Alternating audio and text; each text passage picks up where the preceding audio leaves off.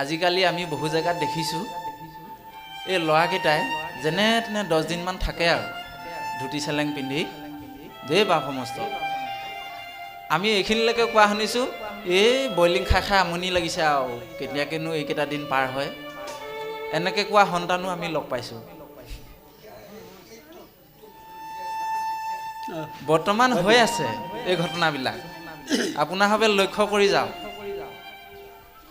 তাৰপিছত কি হ'ব, যেনে তেনে যাব আৰু 11 দিন, যেনেকৈ কোনোবাই 10 দিনত কৰে, কোনোবাই 11 দিনত কৰে, বাৰু সেইটো নিজৰ নিজৰ বিষয়বস্তু, বাৰু আমি 11 দিনেই ধৰিছোঁ।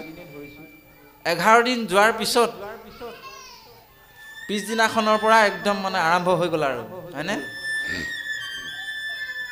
একদম আৰম্ভ হৈ গ'ল আৰু যাৰ যি মন যায় তাকে খাবলৈ আৰম্ভ কৰে, ফূৰ্তি আৰু। তাৰ পিছৰ পৰা একো নাই, হয়নে বাৰু?